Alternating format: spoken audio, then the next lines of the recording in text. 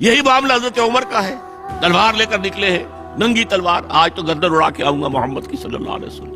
یہ کل کل کل کل ہر گھر میں لڑائی ہے، اولاد ماں باپ سے جدا ہو گئی، بھائی بھائی سے کٹ گیا، بہن بھائی سے جدا ہو گیا، شوہر بیوی سے، بیوی شوہر سے جدا ہو گئی۔ یہ محمد نے کیا ہمارے معاشرے کے ساتھ کیا صلی اللہ علیہ وسلم، وفداہ آباؤنا و امہاتنا۔ لہذا آج تو قصہ پاک کر کے آؤں گا۔ وہ بھی اسی طرح کے تھے، پہلوان قسم کے آدمی، ادھر اس کو کندھا مارا، ادھر اس سے لڑے، ادھر اس سے کشتی کر رہے ہیں، اس طرح کا تھے۔ اب حضرت حذیفہ درمیان میں مل گئے۔ کہاں جا رہا ہے عمر؟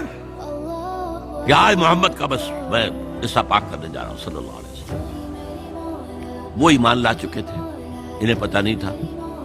ان کا تم محمد کو جا رہے ہو قتل کرنے، اپنی بہن اور بہنوئی کو تو جا کے دیکھو، وہ ایمان لا چکے، فاطمہ بنت خطاب اور سعید ابن زید۔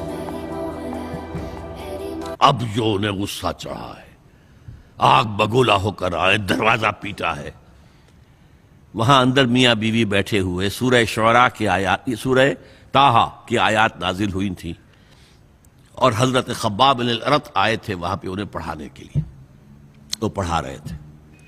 معلوم عمر آ گیا، انہیں تو کہیں چھپایا، دروازہ کھولا، کیا پڑھ رہے تھے تم؟ یہ چپ۔ بہنوئی کے تھپڑ مارا زور سے، بہن درمیان میں، اس کے تھپڑ مارا۔ بہن کا ایک جملہ، عمر چاہے تم ہمیں ہلاک کر دو، اب جو دین ہم نے اختیار کیا ہم نہیں چھوڑنے والے۔ موم ہو گیا۔ یہ صنف نازک، اس میں اتنا دم خم کہاں سے آ گیا؟ عرب کے اس معاشرے میں عورتوں کا مقام کیا تھا؟ ان کی کوئی حیثیت تھی کہ مردوں کے سامنے بول سکے؟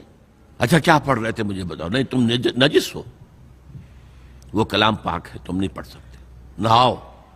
غسل کرایا، پھر سورہ طٰہٰ کی آیات پڑھی، ایمان لے آئے۔ جو تلوار ننگی کر کے جا رہے تھے، اس کو جیسے غلاموں کا رواج تھا کہ وہ تلوار کو اپنی گردن کے اندر لٹکاتے تھے، وہ لٹکا کر لے کر گئے۔ تو یہ شہداء ہے۔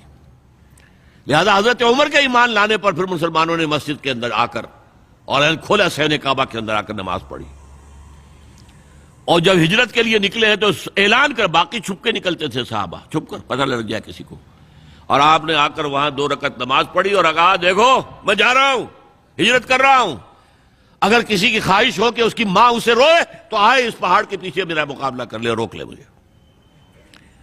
تو یہ تھے حضرت عمر۔